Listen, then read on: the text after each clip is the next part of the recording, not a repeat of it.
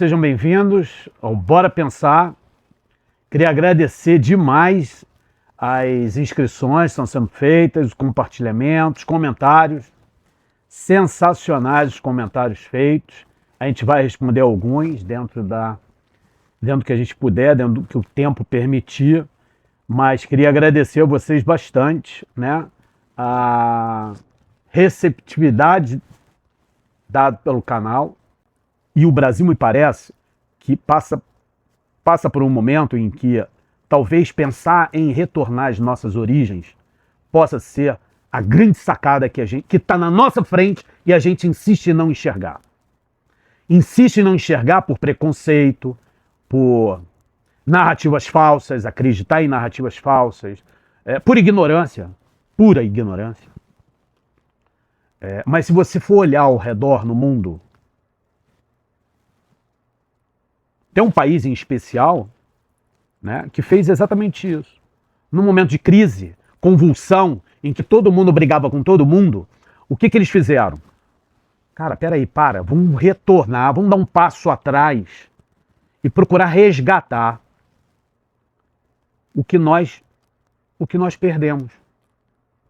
Que é um sentimento de nacionalidade, fraternidade, de identidade.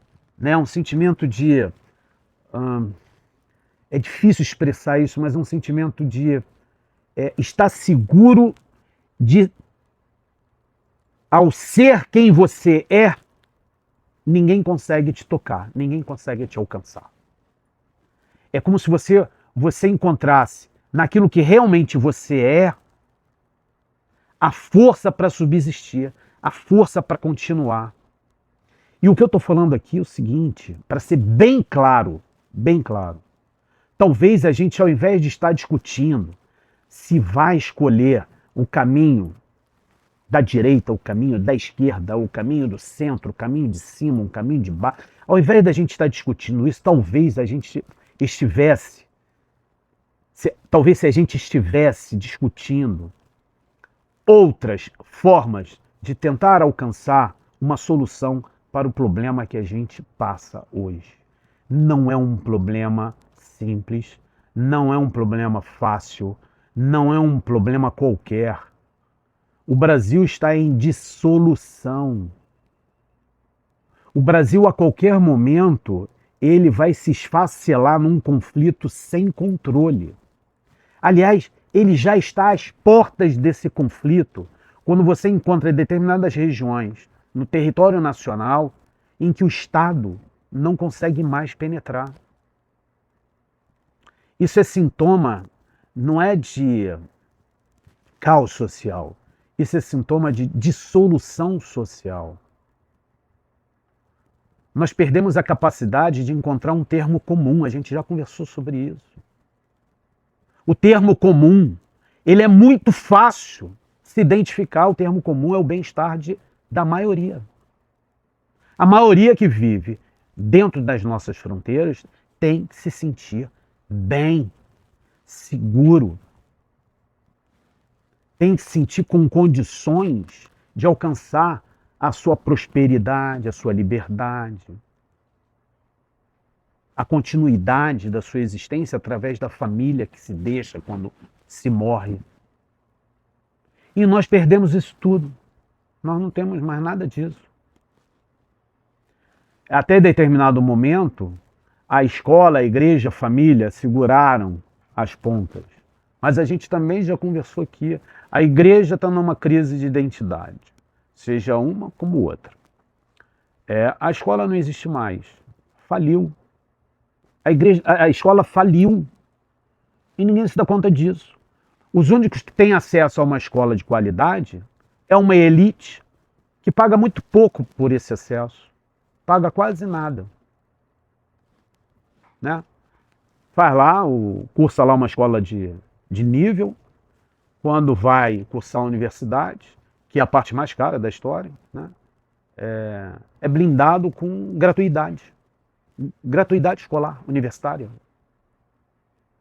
Filhos de doutores, políticos, advogados, juízes, empresários, pagam nada para para cursar uma faculdade de engenharia, medicina, nada, nada. Uma faculdade que aí alguém pagaria 10, 15, 20 mil reais por mês, para essa galera é gratuita. Fica na conta do imposto, né? Ah, eu paguei imposto, meu pai pagou imposto. Então, tá pago. Não, não é assim que funciona. E o resto, pessoal? E a galera que fica do lado de fora? E a família, por fim, que desapareceu também. Por quê? Não é porque a família tenha desaparecido, não. As instituições se negam a enxergar os novos padrões familiares. Família não é uma única coisa, essa coisa pequeno burguesa que nós conhecemos. Papai, mamãe, filhinho. Não, isso aí é um tipo de família. Tem que ser respeitada, tem que ser reconhecida e tal. Porém, eu me bato onde trabalho lá.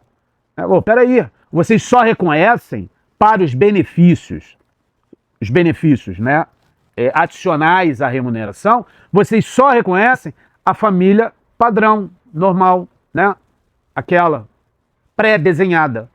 As outras famílias, para a empresa, para as instituições, para o Estado, elas simplesmente inexistem. E hoje responde por mais de 40% das unidades familiares. É mais um grupo que as pessoas fingem que não existe. Né? São essas unidades familiares, muitas vezes unifamiliares, que para essas instituições não quer dizer nada. E essas instituições, e essas famílias também não estão representadas nesses palanques.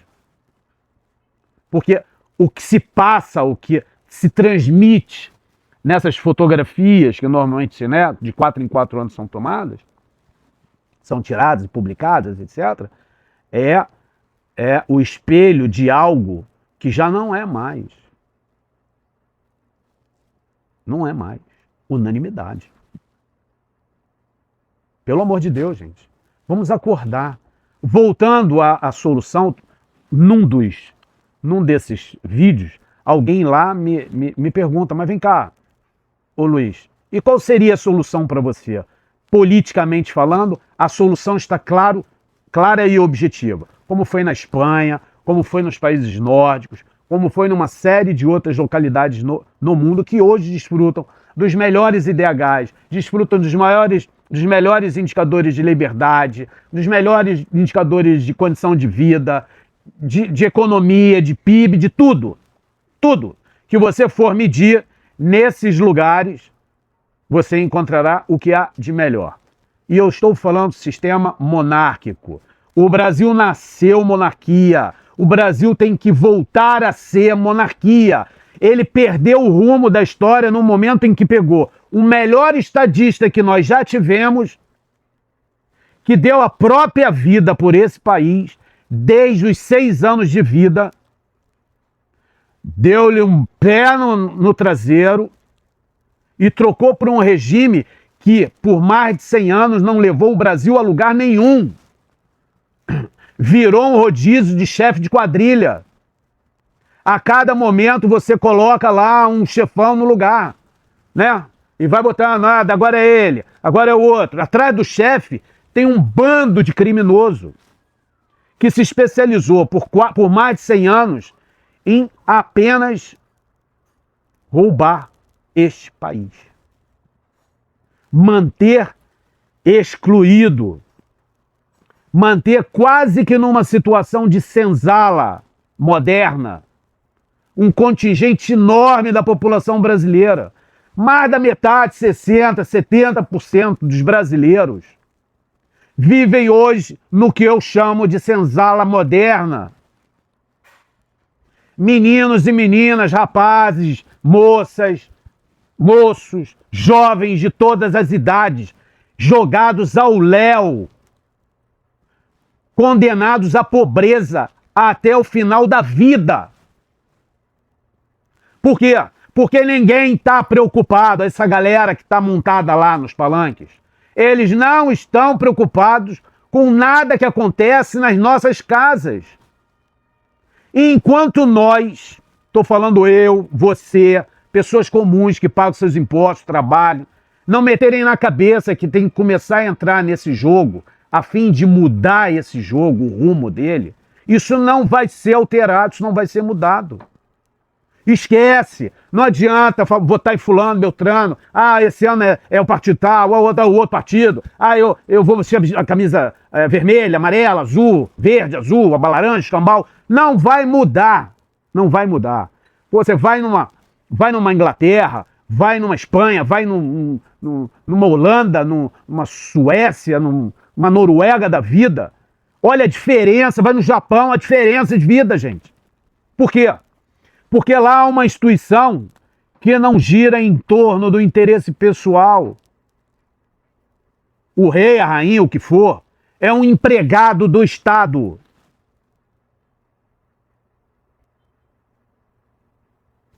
Ai daquele que é escolhido a cumprir um papel desse. Imagina, ter a sua vida monitorada, da hora que você acorda, da hora que você dorme, da hora que você nasce até a hora que você morre.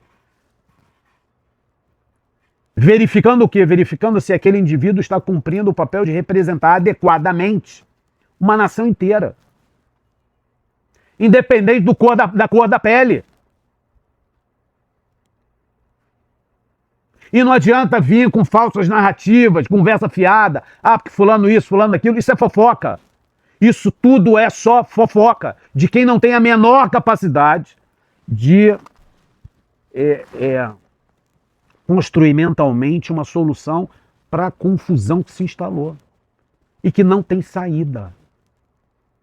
Se ganhar um nessas eleições, o outro não deixa governar. Se ganhar o outro, é o um que não deixa o outro governar. Mas você acha que eles deixam de ganhar? Vocês acham que eles deixam de receber o deles? Pega aí o caso Master. Tinha gente de tudo que era partido ali metido. Pega aí o INSS. O INSS cruzou vários governos, desde o governo Dilma. Encheu o bolso de todo mundo. Alguns mais, outros menos. Alguns filhos, outros amigos. Mas encheu. Não encheu o meu, não encheu o seu.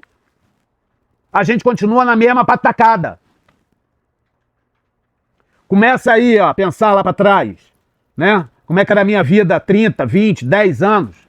Né? Hoje o camarada me diz, não, eu sou a solução, a alternativa, porque eu represento, né, o inédito, o inusitado, o não experimentado. Pô, o cara é rei nesse país desde 2002, 2003. Ele manda aqui desde 2003. Diminuiu o número de favelas. Diminuiu o número de pobres. Diminuiu o número de ignorantes. A escola melhorou.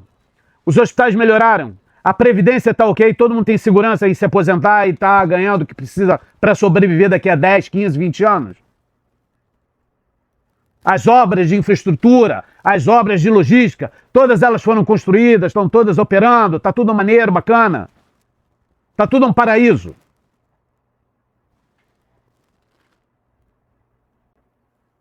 Repito, se eu tivesse a chance de optar, eu estaria optando em retornar a um regime monárquico, transfere o poder de Estado para as mãos de uma dinastia representativa da nossa história, das nossas origens, e põe o governo, essa história de governar, né, as disputas governamentais, transfere para onde de fato isso deve acontecer, dentro do parlamento.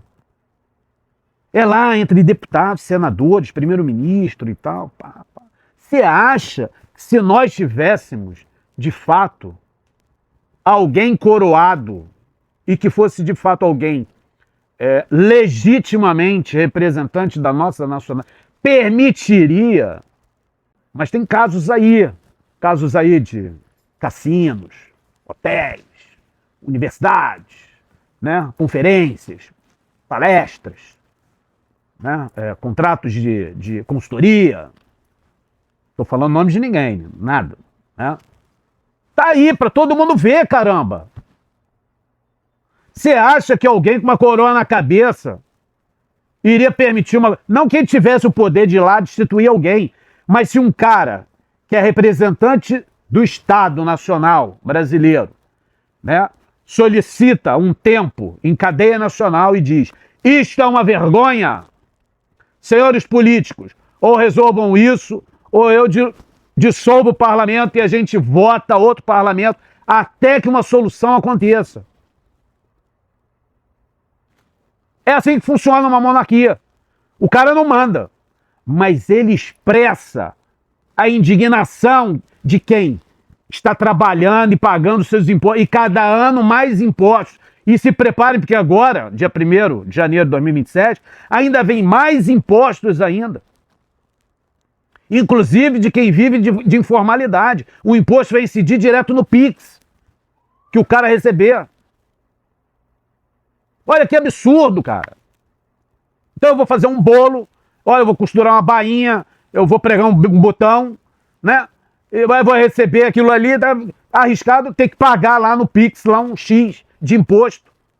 Porque isso é uma relação econômica que, né, deve uma contribuição ao erário público. Para quê? Para melhorar alguma coisa? Alguma coisa melhorou até hoje? São 81 bilhões, trilhões, se ela perdia até a conta. 81% do PIB brasileiro é dívida. Ou seja, 81% daquilo que nós produzimos é dívida. Se paga 1 trilhão e fumaça. 1 trilhão todo mês. Se paga 1 trilhão 160 bilhões de reais. É mais do que se gasta com escola, com hospital, com segurança, com escambau a 4. E a gente está assim, achando tudo normal. Acha que, né? Não, porque soberania. Não, porque fulano é isso, fulano é aquilo. Fulano fez, deixou de fazer. Gente, isso não vai levar a lugar nenhum, galera. Numa boa. Não vai levar a lugar nenhum. Vamos tocar, começar a pensar nisso que eu acabei de falar aqui para vocês. Tá? Se não seria mais adequado a gente começar... Sabe? Primeiro, cada um de nós entrarmos na política. Nós temos que entrar na política. Eu, você, todo mundo. A gente tem que ir lá, se apresentar, sabe, para ser candidato. Né? Eu quero ser candidato. Olha, eu sou isso, aquilo, tenho cota aí, tenho direito a cota. Eu vou fazer, né, fazer valer a minha cota, a minha participação. Vai lá, enche o saco, né? Eu quero, filia. Enche o saco lá do cara, do dono do partido, né? Isso é a primeira coisa. Segunda coisa, mete na cabeça, esse negócio de república é a maior conversa fiada. Isso aí é para boi dormir, isso é para enganar otário. Isso é para enganar otário. As grandes oligarquias, os grandes grupos de poder econômico, nunca vão abrir mão do poder. Se não tiver um fiscal, se não tiver alguém lá com o pescoço a prêmio, se não cumprir direitinho o trabalho dele, é o pescoço dele que rola. Se não tiver alguém nessa posição, a coisa não vai andar. Pessoal, olha só, queria lembrar, dá uma força aí, se inscrever. Poxa, espalha aí o vídeo aí pra galera. Eu sei que às vezes eu sou meio chato e tal, mas eu acho que esse vídeo aí tá valendo. Né? Espalha pra galera, o pessoal pensar, até pra se tocar, tipo, tem um negócio chamado monarquia. E eu não me dava conta disso. Quem seria o nosso rei, né? Se nós fôssemos monarquia hoje? Se fosse aprovado um regime, né, monárquico, quem seria o nosso rei ou a nossa rainha? Vamos procurar saber de quem se trata, como é que funciona, como é que vivem os chamados súditos. Se os súditos vivem melhor do que os cidadãos, né? Porque é bonito, né? Eu sou cidadão, né? Cidadão de nada que você é, só tem direito a pagar imposto, né? Pagar o privilégio dos outros. Os súditos, esses sim estão vivendo bem. Eles estão numa boa. Estão querendo lá, né, em alguns lugares, estragar a festa deles. Né? Mas tem gente já se movendo para que isso não aconteça. Porque se você depender dos políticos, a festa vai acabar mesmo. E vai acabar em coisa ruim. Como acabou lá no início do século XX. Né? Entregaram na mão tiraram o rei e puseram um político demagogo. Né? um mentiroso, um fabricante de narrativas mentirosas.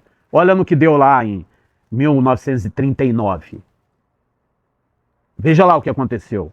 Para quem não conhece a história, né, procura aí no YouTube aí, né, antecedentes da Primeira e Segunda Guerra Mundial, 2014, 2039. O que levou ao conflito mundial? E o que resultou depois desse conflito mundial? Para onde foram os países onde o rei foi deposto, em algum deles até assassinado? Né? Galera, então aí não esquece de se inscreverem, comentarem, compartilhem, por favor, com os amigos, aí a família, os grupos. Valeu, obrigadão, um grande abraço, até a próxima.